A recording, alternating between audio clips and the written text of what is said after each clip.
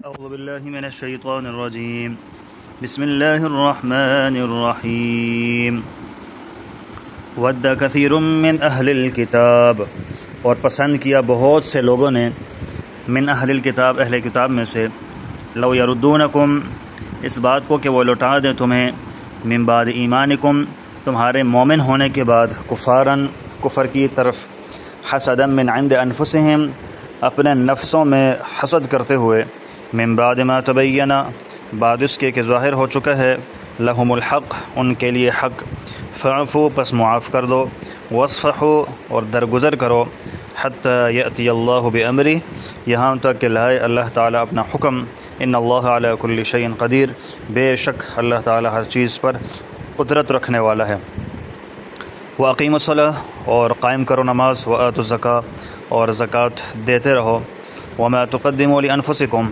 اور جو کچھ بھیجو گے تم آگے من خیرن کوئی بھی نیکی تجدوہ عند اللہ تم اس کو اللہ تعالیٰ کے ہاں پاؤ گے ان اللہ بما تعملون بصیر بے شک اللہ تعالیٰ جو تم عمل کرتے ہو دیکھ رہا ہے وقالوا اور کہا انہوں نے لن يدخل الجنہ ہرگز نہیں داخل ہوگا جنت میں الا من کان ہودا او نصارا مگر وہ جو یہودی ہو یا نصرانی ہو تلک امانیہم یہ ان کی خواہشات ہیں قل ہاتوا برہانکم آپ صلی اللہ علیہ وسلم فرما دیں لاؤ تم اپنی دلیل ان کنتم صادقین اگر تم سچے ہو بلا کیوں نہیں جنت میں داخل کیوں نہیں ہوں گے من اسلم جو مسلمان ہوا وجہہ للہ من اسلم سے مراد یہ بھی ہے کہ جس نے جھکا دیا وجہہ للہ اپنا چہرہ اللہ تعالیٰ کے سامنے وہو محسن اور وہ نیک کام کرنے والا ہو فلہ اجرہ عند ربہ بس اس کے لیے اس کا اجر ہے اس کے رب کے ہاں ولا خوف علیہم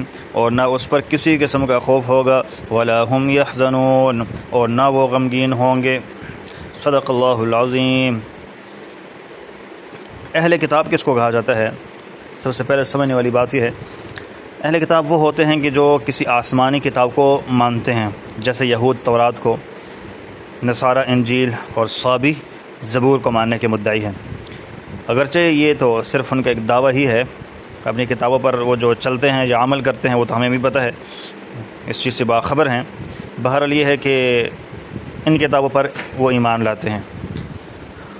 دوسری بات یہ ہے کہ جب یہ اپنی کتابوں پر ایمان لاتے ہیں تو ان کی اپنی کتابوں کے اندر یہ موجود ہے کہ ایک نبی آنے والے ہیں اور ان کی ساری صفات ان کی کتب کے اندر موجود ہیں، لیکن وہ اس بات کو تسلیم کرنے کے لیے تیار نہیں ہیں۔ تو اس سے پتہ یہ چلتا ہے کہ وہ اپنی کتاب پر عمل پیرا نہیں ہے، اپنی کتاب کے اندر بھی انہوں نے رد و بدل کر دیا ہے۔ اور اسی طرح یہ جو یہود و نصارہ اور صابی یہ آسمانی کتابوں کو جس طرح یہ لوگ ماننے کے دعوے دار تھے، اسی طرح جو مشرکین مکہ تھے یہ دین ابراہیمی پر چلنے کے دعوے دار تھے، اپنے آپ کو ابراہیمی کہتے تھے مشرکین مکہ۔ حضور صلی اللہ علیہ وسلم کے سر مبارک پر جب تاج نبوت رکھا گیا اور آپ صلی اللہ علیہ وسلم نے ان کو توحید کی دعوت دی تو کہنے لگے ہم تو ابراہیمی ہیں، حالانکہ یہ وہ ظالم ہیں کہ جس گھر کو حضرت ابراہیم اور حضرت اسماعیل علیہ السلام نے صرف اللہ کی رضا اور عبادت کے لیے بنایا تھا، ان لوگوں نے اس کی بیرونی دیواروں پر 360 بت نصب کیے تھے، جن میں حضرت ابراہیم، حضرت اسماعیل، حضرت عیسیٰ، حضرت مریم، ان سب کے بت ان لوگوں نے وہاں پر بنا کے رکھے تھے۔ چونکہ 360 دن ہیں سال کے اور 360 بت انہوں نے رکھے تھے تاکہ کوئی دن خالی نہ جائے، ہر دن ہمیں کچھ نہ کچھ ملتا ہی رہے۔ اللہ نے حقیقت بیان فرمائی ہے، یہ جو اپنے آپ کو کہتے ہیں کہ ہم ابراہیمی، اللہ نے فرمایا کہ ابراہیمی تم نہیں، ان اول الناس بابراہیم ابراہیم علیہ السلام کے قریب وہ لوگ ہیں اتبعوہ جنہوں نے ابراہیم علیہ السلام کی اتباع کی، جو انہوں نے کہا اس بات کو مانا، وہذا نبی اور یہ جو نبی ہیں محمد صلی اللہ علیہ وسلم یہ ابراہیم علیہ السلام کے زیادہ قریب ہیں، والذین آمنوا اور وہ لوگ بھی ابراہیم علیہ السلام کے زیادہ قریب ہیں جو لوگ ایمان لے کر آئے ہیں۔ تو بہرحال ان کا صرف محض کتابی دعویٰ ہے، حقیقت میں کچھ بھی نہیں ہے۔ ود کثیر من اہل الکتاب پسند کیا بہت سے لوگوں نے اہل کتاب میں سے، یہود و نصارہ میں سے کچھ بڑے نیک دل تھے، کچھ اشخاص تھے اور وہ مسلمان ہو چکے تھے، جیسے عبداللہ بن سلام، حضرت ثعلبہ، یہ پہلے یہودی تھے، اور تمیم داری، اور جو حاتم طائی ہے جو مشہور سخی ہے، اور اسی طرح حاتم طائی کے جو بیٹے تھے حضرت عدی بن حاتم پہلے عیسائی تھے، اور ان جیسے اور بھی کچھ حضرات ہیں، لیکن اکثریت دوسری طرف ہی رہی. اس لیے فرمایا کہ اہل کتاب کی اکثریت وہ یہ چاہتی ہے، تھوڑے تو ایمان لائے ہیں حضور پر، ایسی بات تو نہیں ہے کہ کوئی بھی ایمان نہیں لایا، تھوڑے تو ایمان لائے ہیں، لیکن ان کی اکثریت اس طرف ہی تھی نا، اکثریت تو ایمان نہیں لائی تھی. تو اللہ فرماتے ہیں کہ لو یردونکم من بعد ایمانکم کفارا، وہ اس بات کو پسند کرتے ہیں کہ وہ آپ کے ایمان لانے کے بعد جو آپ کا دین ہے، اس دین سے آپ کو ہٹا دیا جائے، وہ اپنی طرف آپ کو لے کر چلے جائیں، یعنی آپ بھی کفر کی طرف چلے جائیں، نعوذ باللہ. وہ یہ چاہتے ہیں، حسدا من عند انفسہم، اپنے نفسوں میں حسد کرتے ہوئے کہ یہ فضیلت ان کو کیوں ملی ہے، یہ فضیلت ہمیں کیوں نہیں ملی، جیسا میں نے کل ذکر کیا تھا. من بعد ما تبین لهم الحق، بعد اس کے کہ ان کے لیے تو حق بھی ظاہر ہو چکا تھا. آپ کی کتابوں کے اندر یہ چیز موجود ہے کہ وہ آخری پیغمبر ہوگا جنہوں نے آنا تھا، تو یہ وہی ہیں، نشانیاں وہاں موجود ہیں اور یہاں نشانی ساری پائی جاتی ہیں. تو بہرحال سب چیزوں کو سمجھتے جانتے بوجھتے وہ انکار کی ضد کی وجہ سے وہ نہیں مانا کرتے تھے. ابو جہل کی ضد بھی آپ کو پتہ ہے، حضور کی نشانیاں تو دیکھی تھیں لیکن اس کی بھی ضد تھی کہ حضور کو جو ہے نا وہ نہیں مانتا تھا. ایک دفعہ حضور مسجد حرام میں تشریف فرما تھے اور ساتھ میں صحابہ بھی بیٹھے تھے.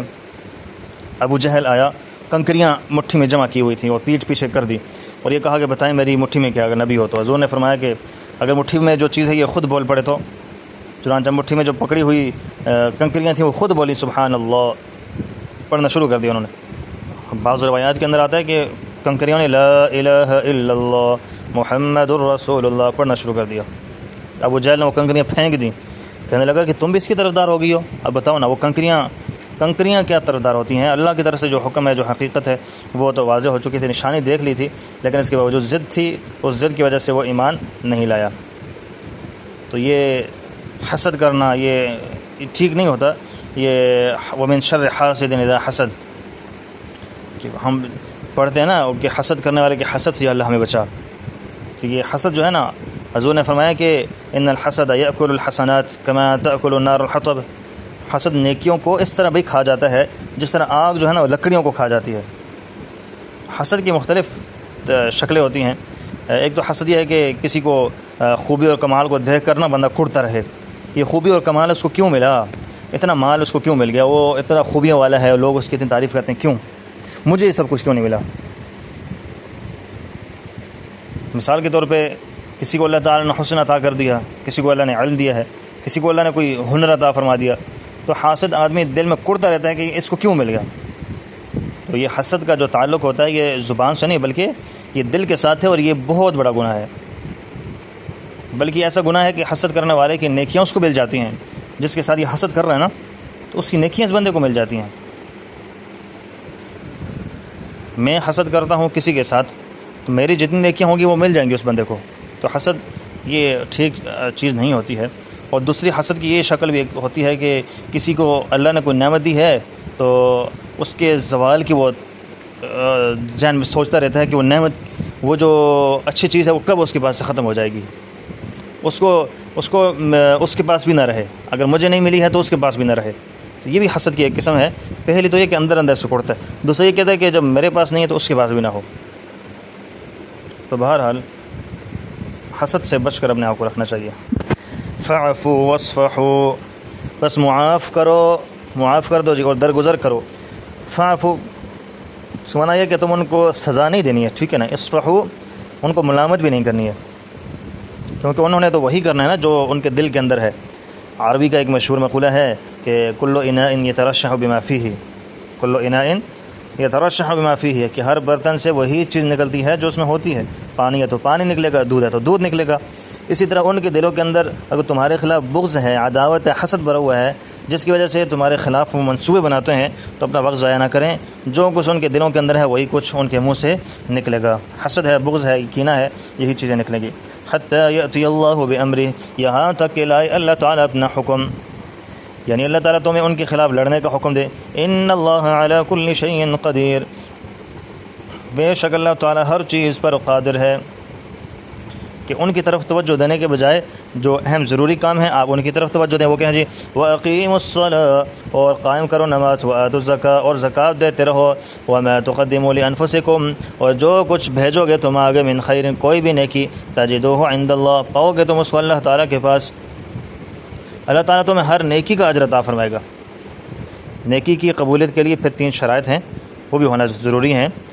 کوئی بھی نیک عمل ہوگا، نیک عمل کے قبولیت کی کتنی شرائط ہیں جی؟ 3 شرائط ہیں۔ میرا نیک عمل قبول ہوگا اس وقت کے جب میرے اس عمل کے اندر 3 شرطیں پائی جاتی ہوں گی۔ پہلی شرط یہ ہے کہ میرا عقیدہ صحیح ہو، کیونکہ ایمان کے بغیر تو کسی کی نیکی کوئی حیثیت ہی نہیں ہے۔ میرا عقیدہ ٹھیک ہونا چاہیے، اللہ پر، رسول پر، قیامت پر، جزا و سزا پر، ہر چیز پر، قبر پر، ہر چیز پر عقیدہ ٹھیک ہونا چاہیے جی۔ دوسری شرط یہ ہے کہ نیکی ریا اور دکھلاوے والے نہیں ہونے چاہیے۔ دکھلاوا ہوگا، ریاکاری ہوگی تو بجائے ثواب کے گناہ ہوگا، چاہے نماز ہی کیوں نہ ہو۔ تیسری شرط یہ ہے کہ وہ عمل ہمارا سنت کے مطابق ہو۔ اگر سنت کے مطابق نہیں ہے تو بھی گناہ ہوگا، ثواب نہیں ملے گا، چاہے نماز ہی کیوں نہ پڑھ رہا ہو۔ کوئی شخص سورج طلوع ہوتے وقت پڑھے، سورج غروب ہوتے وقت پڑھے، اور دن کو زوال کے وقت پڑھے، جبکہ منع ہے ان اوقات میں، لیکن پھر بھی پڑھتا ہے تو کیا ہوگا؟ ہے تو نماز ہے لیکن پھر بھی کیا ہوگا جی؟ گنہگار ہوگا۔ ان اللہ بما تعملون بصیر، بے شک اللہ تعالیٰ جو تم عمل کرتے ہو دیکھ رہا ہے۔ یہود و نصارہ کا ایک اور دعویٰ یہاں سے ذکر ہو رہا ہے کہ انہوں نے کہا لن يدخل الجنة الا من كان هودا او نصارى، کہ ہرگز نہیں داخل ہوگا جنت میں مگر وہ داخل ہوگا جنت کے اندر جو یہودی ہوگا یا نصرانی ہوگا۔ تو یہودیوں نے کیا کہا کہ جنت صرف یہودیوں کے لیے ہے، کسی اور کے لیے نہیں ہے، اور نصارہ کہتے ہیں کہ جنت صرف ہمارے لیے بنائی گئی ہے اور کسی کے لیے نہیں ہے۔ تو اللہ نے ان کا رد کرتے ہوئے فرمایا تلک امانیہم، یہ ان کی خواہشات ہیں۔ حضور صلی اللہ علیہ وسلم کی جو بعثت ہوئی تھی اس سے قبل، اس سے پہلے یہودیت ایک سچا مذہب تھا۔ اس دور جب تورات نازل ہوئی تھی یا انجیل نازل ہوئی تھی، اس وقت جن لوگوں نے اس پر عمل کیا تھا وہ بالکل ٹھیک تھے، اللہ ان کو جنت بھی عطا فرمائے گا۔ لیکن حضور کے آ جانے کے بعد یہ سب معاملہ ختم ہو گیا۔ من یبتغی غیر الاسلام دینا، کہ جو دین اسلام کے علاوہ جو حضور لائے اگر کسی اور دین کے پیچھے چلا فلن یقبل منہ، تو وہ اسے ہرگز قبول نہیں کیا جائے گا۔ ان الدین عند اللہ الاسلام، دین اللہ کے ہاں کس چیز کو کہا جاتا ہے؟ فرما برداری کو۔ یہ حکم آ گیا سر جھکا دو، اس کو تسلیم کر دو، یہ حکم آ گیا سر جھکا دو، اس کو تسلیم کر دو۔ اگر آپ کی کتابوں کے اندر تورات، زبور، انجیل کے اندر نشانیاں موجود ہیں آخری نبی کی، وہ آ گیا تو اب سر جھکا دو، اب اس چیز کو تسلیم کر دو۔ قل ہاتوا برہانکم، کہتے ہیں کہ جنت میں صرف یہودی جائیں گے یا نصرانی جائیں گے، تو اللہ نے فرمایا ہاتوا برہانکم، دلیل لے آؤ نا اگر ایسی بات کرتے تو، ان کنتم صادقین، اگر تم اپنے اس دعوے کے اندر سچے ہو۔ بلا، کیوں نہیں، جنت میں داخل ہوگا، ہر شخص جنت میں داخل ہوگا، لیکن وہ شخص، ہر شخص سے مراد ہر وہ شخص کہ جو عقیدتاً ٹھیک ہوگا، اس کے عمل ٹھیک ہوں گے۔ من اسلم وجہہ للہ، جو مسلمان ہوا اور اپنا چہرہ اس نے اللہ تعالیٰ کے سامنے جھکا دیا کہ اللہ جو حکم آپ دیں گے اس کو قبول کروں گا، یا اللہ آپ نے حکم دیا کہ آخری نبی آئے گا اس پر ایمان لانا ہے تو میں لے آیا ہوں، یا اللہ آپ کا حکم ہے کہ نماز ادا کر، میں نماز میں نے ادا کر لی ہے، تو یہ اللہ کا حکم ہے، یہ بندہ جنت میں داخل ہوگا۔ فلہ اجرہ عند ربہ، بس اس کے لیے اس کا اجر ہے اس کے رب کے ہاں۔ ولا خوف علیہم، اور نہ خوف ہوگا ان پر، ولا هم یحزنون، اور نہ وہ غمگین ہوں گے۔ خوف کس کو کہا جاتا ہے؟ خوف کہتے ہیں کہ آئندہ کسی چیز کا خطرہ ہونا، کہ آگے کیا ہوگا میرے ساتھ، اور غم اس کو کہا جاتا ہے کہ جو گزشتہ پہلے گزرا ہوا، تو نہ ان پر خوف ہوگا کہ آئندہ کیا ہوگا میرے ساتھ، کچھ بھی نہیں ہوگا، ہمارے لیے جنت ہے، ٹھکانہ بہترین ہے، اور نہ گزشتہ پر غم ہوگا کہ میں دنیا میں کیا عمل کر کے آیا، کوئی غم نہیں کیونکہ میں نے نیک عمل کیا، اچھے عمل کیے، کسی قسم کی کوئی پریشانی نہیں ہے۔ تو دنیا میں چونکہ صحیح اعمال کرنا یہی کامیابی ہے، تو اللہ ہمیں نیکی کرنے کی توفیق عطا فرمائے، اور نیکیوں کو پھیلانے کی بھی توفیق عطا فرمائے، اور دوسرے لوگوں کو بھی یہ ترغیب دے دیں تاکہ دوسرے لوگ بھی ان اعمال کے اندر ایک دوسرے سے آگے بڑھ کے عمل کریں۔ اللہ ہم سب کو عمل کی توفیق نصیب فرما دے۔